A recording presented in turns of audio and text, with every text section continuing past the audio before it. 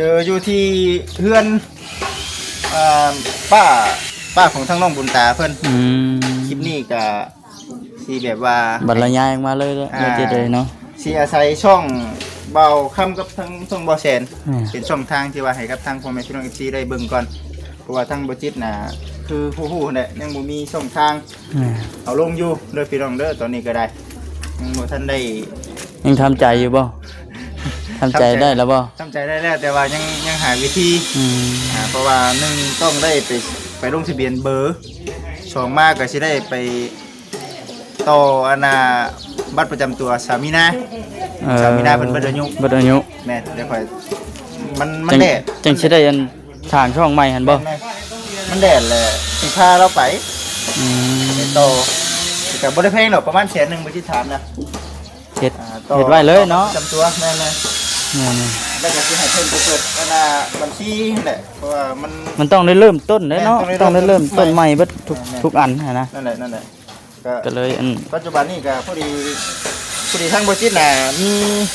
มีงบซื้อสังกะสีกับงบซื้อ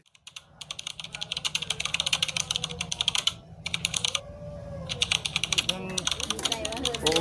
สร้างหากันมาบ่เนี่ยต่างหาต่างช่วยช่างจุ๊บเนาะไปทำหน้าที่เป็นสะพานบุญให้ผู้ใหญ่เพิ่นแต่ละบ่อนบ่ได้คืออยู่บ่อนนี่เด้เนาะแม่นนะสามัคคีกันหลายไม้หลายมือเนาะจับบายช่วยกันน้ำแข็งบ่เปื่อยบ่มีกระติกใส่อยู่บ่แม่น้องบุญตาเอ้ยหลายคนดีเนาะเอาบ่ฮู้ดีกว่าบ่ฮู้ดิจริงบ่ไปให้ยืมก็เด้อไป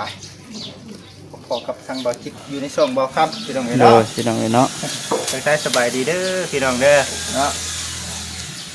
เจออยู่ที่เพื่อนป้าของทั้งน้องบุญตาเพิ่นคลิปนี้ก็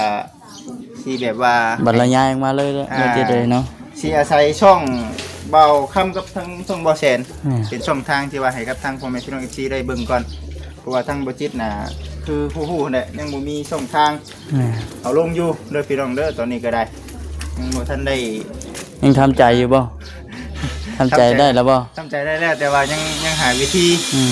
เพราะว่าหนึ่งต้องได้ไปลงทะเบียนเบอร์สองมากก็สิได้ไปต่อบัตรประจำตัวสามีนาเป็นบัตรอายุแม่เดี๋ยวค่อย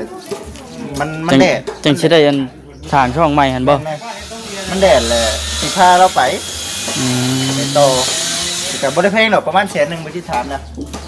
เฮ็ดไว้เลยเนาะจำตัวแม่แล้วก็สิให้เพิ่นไปเปิดบัญชีแหละเพราะว่ามันต้องได้เริ่มต้นเนาะต้องได้เริ่มต้นใหม่เบิดทุกอันนะนั่นแหละก็เลยปัจจุบันนี้ก็พอดีทั้งบ่จิตน่ะมีงบซื้อสังกะสีกับงบซื้อเขียงเนาะเขียงตั้งเสาเป็นเขียงไม้เด้บ้านเพิ่นจะเอาเขียงไม้เนี่ยบ่ก็เลยว่าเอ้ามาแจ้งเพิ่นแล้วก็คันว่าเพิ่นเอาเขียงมาก็สิจ่ายให้เพิ่นเลยคือตอนนี้ทั้งบ่จิตเพิ่นก็มีเวียกอยู่ที่เฮือนป่าของน้องบุญตาเนาะตะกี้งบค่าสร้างนี่ยังบ่ทันได้พองบค่าสร้างสร้างนี่บ่ค่าสร้างก็ยัง1 ล้านที่ว่ายังบ่ทันพอแล้วก็ค่าไม้กระจาดก็ยังบ่ทันพอค่าไม้กระจาดก็บ่พอยังประมาณมันรู้สึกเอานัดมาสร้างหลายคนเนาะเห็นบ่นี่พี่น้องตะกี้เฮือนหลังใหญ่นี่อ๋อช่างเขาสบายดีเด้อเอาขึ้นมานี่ได้บ่นี่โอ้สบายดีเด้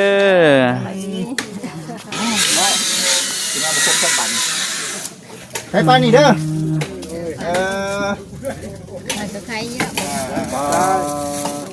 ไปดิระวานบ่เจ้าระวานอยู่เอากระช่างจะคนว้าวว่ะหวานระวานบ่คือสร้างนี่จะคนกันสร้างพร้อมแล้วก็หวานบ่นี่น่ะบ่บ่แพ้มันเลยหวานตื่มสร้างจะคนก็สร้างนะโยสาว ชาวเก้าบ่ เฉพาะมาเฮ็ดเฮือนเฉพาะเจ้า แม่น สร้างเนี่ยเก้าคน เคยเห็นแล้วบ่ได้กะครั้งแรก ต่างว่านต่างหากัน ย่างต่างวันเด้ต่างน้ำสร้างเด้แบบว่าเขาคือเห็นขึ้น คือเห็นอยากอยากชดช่วยกัน อยากช่วย คนบ้านเดียวกันเนาะ บ้านเดียวอยากช่วยเดียว อันนี้เอามาก่อนบ่อันนี้นะ อันนี้เพิ่นเอามาก่อนบ่ ยังไม่ได้จ่ายเงินบ่ ย่างบ่ทันจ่าย อ๋อยังไม่ได้จ่าย ฮะ สวัสดีเด้อ สบายดีสบายดีแต่ว่างบบัดยังบ่ทันได้ได้ตัวนี้ บ่ได้กะไอ้เพิ่นน่ะมาก่อน เพิ่นมาก่อนเนาะ มันต้องได้ใช้ดิ ต้องได้ใช้เนาะ ใช่แล้ว อืม เจ้าตีมชั้นผลอยู่ ลอง บ่ลองจับเสาจับไม้ ใช่เนาะ เสานี่มันเป็นจิตมันบ่จิตเสาตัวเก่าบ่ เสาเก่า เก่าแต่ทางนอกชื่อ ข้างในงามเจ็ม พวกคักเนาะเก่งคักเนาะเก่งคักไปด้วย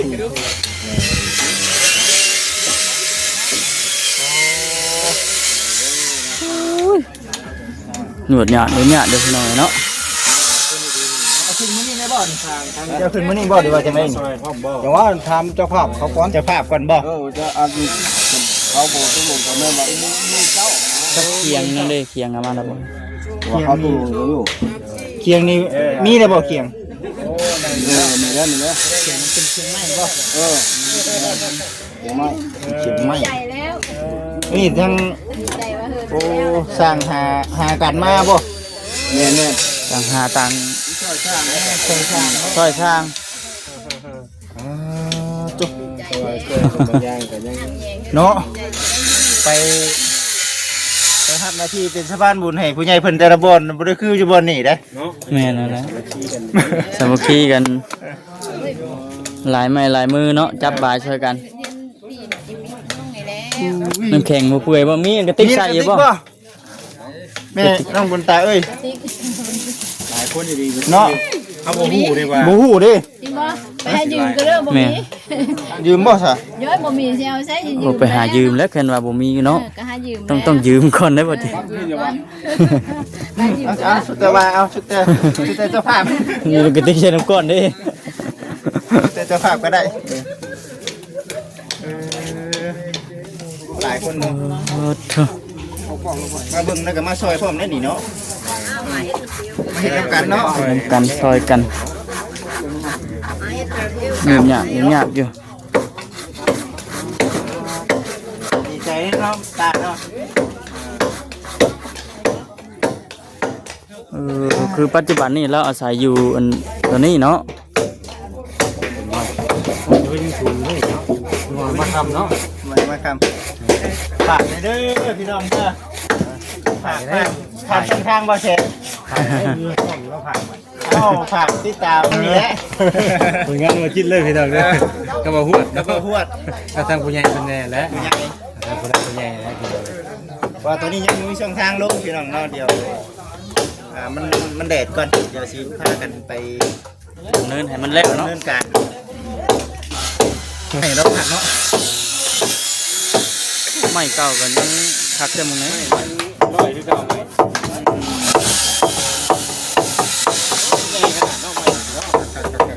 มีแต่แก่นมันนะไปกินข้าวแล้ว ตัวโมบ่กายสินี้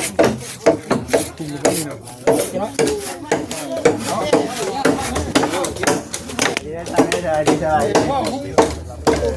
แค่นี้เนาะไปดิ หวานเขาหวานจับไม่ช่วยกันเนาะ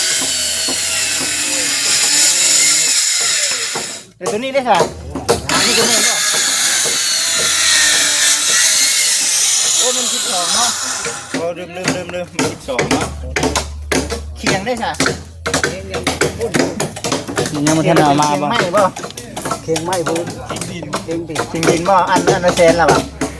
จังหวะเด้อบุกก็เอา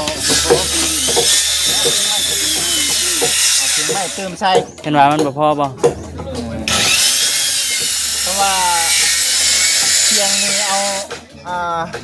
ใจขึ้นให้ไผก็เคียงนี่เจ้าขอ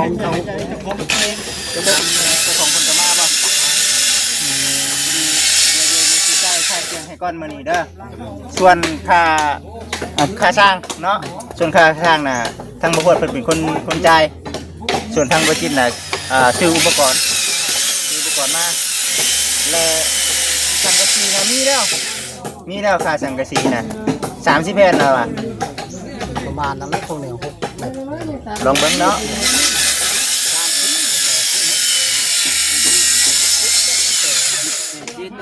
มันตกอยู่ภายในภายใน14ให้ผู้ชมพอเนาะเพราะเพื่อเฮาเอานั่นคิดลบก็ได้เนาะ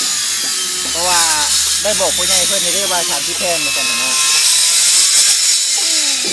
ครับอันนั้นแหละจังว่าเฮามีงบค่าเขียงกับมีค่าสังกะสีคือสิแบบว่าเอาขึ้นได้เนาะส่วนค่าสร้างน่ะยังบ่พอ1ล้านว่าซั่นน่ะนะเฮาก็จังว่าเอ้าเฮ็ดขึ้นก่อนว่าซั่นยันว่าไม้มันดอกเดี๋ยวส่วนที่เหลือก็ทั้งผู้รักผู้ใหญ่เพิ่นพิจารณาเบิ่งพี่น้องเอ้ยเนาะตัวนี้แหละพากระเต้พามันกระจายดีอ่ะ ยังอยู่ตัวนี้เนาะอย่ามันแต่ว่าเฮาเอาขึ้นนี่เด้เฮาเอาขึ้นแหละก็ได้หมดแล้วแต่พาแอนเนาะนั่นแหละพี่น้องเอ้ยเนาะแต่ว่าเอาขึ้นแล้วก็มุงนี่ก็พุ่นแหละอีกหลายมื้อผ่านไปเนาะแต่ว่าสิเอาขึ้นมื้ออื่นนี่มื้ออื่นเช้าสิได้มึงว่าบัดมาแต่เช้าพุ่นใดมาบัดเพื่อแวะนั่นแวะนี่บัดจนสวยเนาะกับมันฝนตกแน่เนาะฝนตกทางแน่หมายบ่มื้อก็เป็นนี่ก็บ่อยากปะงานปานใดแล้วคือจังไดเนาะเดี๋ยวสิเป็นจังไดก็เดี๋ยวบ่จิตสิเบิ่งก่อนพิจารณาเบิ่งก่อนรถใหญ่เจ้าของบัดเอาออกเพื่อนบ่ได้อันนี้ก็คิดจักมาจักเลยออกเพื่อนบ่ได้ถอยขึ้นน่ะขี้ตมเนาะไปยากมายากต้นสะดวกการนำเกลือแต่ก็ให้ชิมทางอันนี้ก็บ่แม่นง่ายเนาะเพื่อนใช่ตัวสุดยอดพลาดเตินกินข้าวได้ฉันถ้ากันกินยังกับยังมาเนี่ยกินเธอไทยกันมันหลายเนาะหลายผู้หลายคนแต่ก็คุ้มอยู่คุ้มกินบ่เพียงพอไหนพี่น้องบ่ตี้แหละอันนี้ก็ว่าอยู่พี่น้องคันว่ามีงบในเรื่องคุ้มอยู่คุ้มกินก็ว่าจะซอยสร้างเพิ่นอยู่แต่ว่าเฮายังบ่ทันมีแหละบ่จิตก็เลยบอกกับทางน้องบุญตาว่าฝากทางครอบครัวน้องหั่นแหละว่าซั่นหาข้าวหาน้ำซอยๆกันเด้อว่าซั่นนะตัวนี้แหละอันใดช่วยกันได้ก็ช่วยกันไปเด้อน้องบอกกับทางแม่นำเพราะว่าจะให้ป้าเราได้เฮือนหั่นนะพอได้ชนเนาะพอได้ชนแล้วยามฟ้ายามฝนมาแบบนี้แล้วตกก็นานเช้าจ้ะนานหยุดจ้ะฝนกันโอ้ยสิเป็นเดือนเลยเนาะเป็นเดือนเลยเดือนปลายเลยเด้เนี่ยครึ่งเดือนเลยนี่10กว่ามื้อได้ตกโถพุ่นตกเนาะบ่ว่าอยู่ทางใดเนาะเทศวันก็อันย่อนี่ก็หลายคนนี่เนาะไม่ใหญ่ซะเพิ่นเนาะแต่ว่าไม่เฮือนเก่าเราอันหลายเนาะเฮือนใหญ่มันเอาเชิญน้อยเด้เป็นกับช้างเพิ่นต้องลงมาเนาะลายใหญ่ลายก็แปลลายอยู่แล้วก็ยังโชคดีว่าจ้ะมันไม่บ่ได้ซื้อเนาะแม่นจับใส่เลยจะไม่ตัวเองเลยไม่เก่าเลยเนาะไม่เก่าแต่ว่ามันไม่แก่นบัด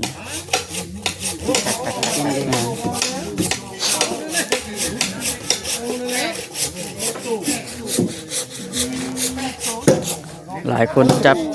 บายช่วยกันเฮ็ดบนหันเฮ็ดบนนี่กัน12ได้บ่แซ่แล้วไปนำพี่น้องเนาะ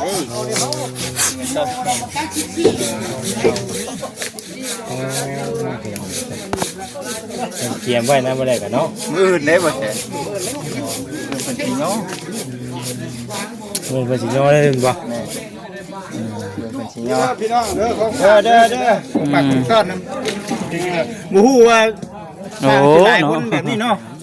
บ่ได้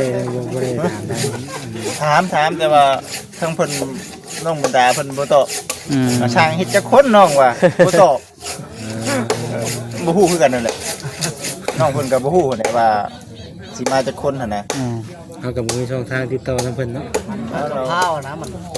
ดำหาคนนั่นคือนะ ผมเอากินนานแล้ว สร้างปัญหาเด้ สร้าง หาเพิ่นพาเอาน้ำนะ เออ บ่นอดบ่ลองก็ยังบ่ลองก็ยังบ่ทันมีงบเอามาก่อนมันจำเป็นเด้ มีเงินในเรื่อง น้ำข่อยน่ะมีเขียงค่าเขียงนี่ค่าเขียงบ่จิตสิจ่ายมื้อนี้เขียงน่ะล้านสองเนาะอันละแสนเด้12 2อันเนาะ 12เขียงแล้วก็ค่าสังกะสีนี่ก็มีแล้ว30แผ่นนี่แล้ว มี2อย่างนี้ ค่าช่างนี่สิ ค่าสร้างน่ะยัง1ล้านน้ำบ่จิตน่ะอันน่ะเท่าใดเดี๋ยวนี้1ล้านก็คือ1ล้าน บ่พอบ่ เอ้าอันน่ะทั้งหมดทั้งมวลมัน11เด้นั่นน่ะมาเนาะ11และน้ำบ่หวดอันน่ะ8ล้านน้ำข่อย2ล้าน ยังล้านหนึง ยังล้านหนึง บ่พอล้านหนึง พอเป็นเงินของทางอันน่ะค่าอาจารย์เพิ่นนั่นแหละ 3,000นั่นแหละ ขาดตลาดนึงบัดนี้เพราะว่าให้ประเทศไปเลยเนาะ นั่นแหละจังว่า เพราะว่ามีหมวกช่วงหมวกเศร้าไปก่อน ค่าสร้างน่ะยัง1ล้านนี่เด้ออันที่ยังนี่ยังค่าสร้างผ้าไม้กระจาดผ้าไม้กระจาดแล้วก็โอ้ยค่าตะปูนั่นแหละ กับค่าบ่ลอง 3-4อย่าง 3-4อย่างประมาณนี้บ่ใช่4เนาะเท่าไหร่ก็อันน่ะบ่ลงนี่ ตัวเท่าไหร่ว่ากระเป๋ามันนะ ลองว่าดู ไม่ ให้น้องบุญตาบ่ แม่น ถามดูเอามาก่อนดิ พูดถึงมาซอยกันเนาะว่า หลาย ข้าวย่างมันค่าย่ำผลไม่ชีหลอกดอก ไม่มันเป็นไม้เก่าเนาะ ไม่กล้าเฮ็ดเอามาคุยเลยบ่ นี่น่ะแม่นบ่แม่นแล้วนี่เนาะตีเสาตัวเก่า เท่าไหร่ก็ตัวหนึง12บ่ 12,000มีจักโตบ่24โต 12คูณ4โอ้200,000 288 288,000 โอเคธรรมดาอยู่เนาะบ่นักปานใดนะวันนี้มีแต่เรื่องไม่กระจาดกับสังกะสีเนาะที่ว่าเราต้องได้เอามาแต่ในเมืองน่ะแม่นบ่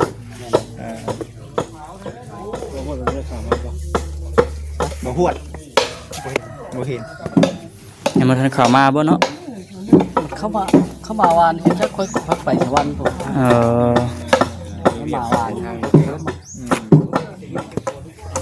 พี่ก็เจ้าและช่วงค่ำๆช่วงแรง ไปดีเนาะก็ว่าช่าง เป็นแนวไว้ครับ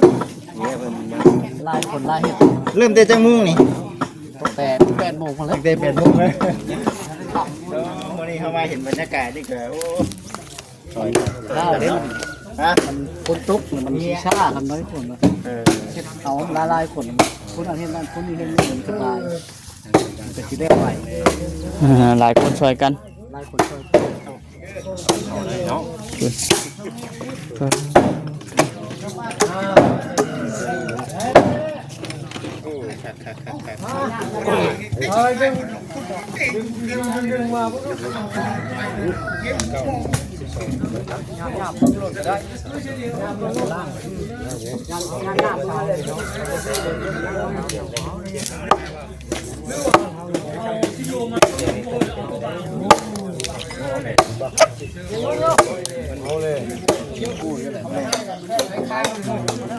มีอะไรเพิ่นก็เข้าใจเนาะว่าได้ไรอะไรผมเข้าใจเพิ่นแล้วเข้าใจคือทางเฮาผู้มากอ่ะเนาะ คือว่าแหละมากเลยเนาะ เพิ่นก็ยังบ่ทันพออยู่แต่ว่าเฮาสิเอาไปซื้อมาอยู่ได้กินแล้วนี่ก็ยังบ่เคยกินบ่ล่ะแต่มันบ่พออีกเนาะ เป็นว่าชีวิตแบ่งมาซื้อในอยู่ในกินให้ช่างก็ได้เต็มที่ยันมันบ่พออัน ขาดที่ เฮ็ดเฮือนเฮ็ดหยังอีกอะนะ และหาน้ำจิตน้ำใจ แม่ คุย ได้ยามเขากับเป็นนั่น เดี๋ยวเพิ่นซอยกันเพิ่นก็ซอยกั เรา น บ่ ที มี เดียว เนาะเจ้าของเพื่อนกับบ่มีคือว่า ฉันนั่นแหละ ใจเพิ่นจะซอยกันดีแล้ว เ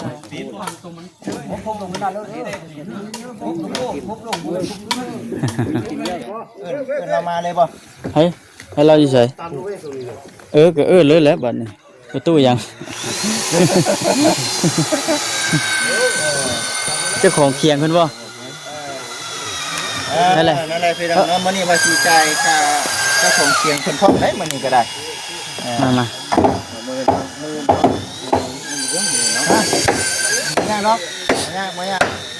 อะไรก็จังว่ากันอีกเทื่อ พอดียังว่ากันดีเนาะ ปรึกษากันเอาเฮ้ยนะเจ้าของเคียงนะ เอิ้นแล้วมาน่ะ เจ้าของเค้ง เจ้าของเคียง เฮ้ยครับว่าเพ่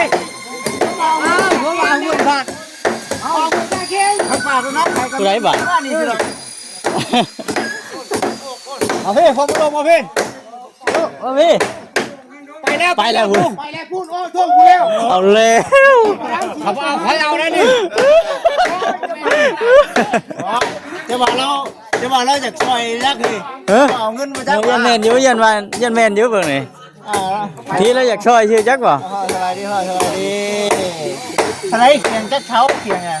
เค้งว่าของพ่อนั่นมันแตกมันลายบนเอาดิ โอ้ไรบอลเอา แม่น อันเท่าไหร่ นี่แสน 100,000รวมเบิดเป็นเท่าไหร่ ยกร้านชองคุณเล่นมา ล้านสองโอ้ยเนาะปิดหนี่ได้บ่ โอ้ เออ ป้ามานั่งนี่ก่อนก็ได้เฉพาะมานั่งน้ำกันคุยกันก่อนได้ค่าเคียงเคียงว่ะค่าเคียงบ่เคียงเนี่ย ยินดีหนู เฮ็ดไปได้เนาะเอาเคียงมาแล้วก็มาเฮ็ดซอยพร้อมอีกนี่เนาะล้านสองเนาะบ่ใช่ล้านสอง เบิ้ลร้านชอง ล้านสอง เคียงเงินเป็นหินบ่เฮาเทเอาบ่โอ้เทเอา เขาเป็นเคียงหินเด้ค่าสังกะสีนี่เนาะสังกะสีเด้อพี่น้องตัวนี้สองเนาะ แม่พูดว่า 2 ฟุตก็ถือว่า30แผ่น 30แพทย์ แม่นก็มีแล้วพอแล้วเป็น1 2แม่น3 4 5 6 7 8 9 10 11 2 3 4โห14พุ่นเองโอเคอันนี้ก็เป็นเงินเนาะของทางพ่อลุงอยู่ทางสหรัฐอเมริกาเป็นให้บริษัทมาจ่ายค่าเคียงเนาะนี่แหละเด้อได้เด้อล้าน200,000เนาะก็ถือว่าได้มอบให้กับทางเฉพาะเพิ่นพ่อได้มอบให้แล้วพี่น้องเลยเนาะขั้นตอนต่อไปก็พูดแล้วยังหลายอย่างอยู่ที่ว่ายังบ่ทันเพียงพอโอเคมีแต่ว่าเดี๋ยวสิมาอัปเดตให้กับทางพ่อแม่พี่น้อง FC ได้เบิ่งได้ชมเด้อพี่น้องเด้อเพิ่นเดี๋ยวสิไปเว้ากับทางเจ้าของเพื่อนเพิ่นก่อนบัดนี้ก็ได้เนาะว่าสิเบิ่งเอาเริ่มเนาะ เนาะ มันฮอด14ใบได้อพ่อเอ้ยเอาดีๆได้ต้องฮอด14ใบนะคืนเด้อแม่นบ่นี่12ใบอยู่ เอาแล้ว โอ้ที่ บ่ฮอด14เนาะ 12เลยครบ โอเคแต่เนาะ ขอบใจลูก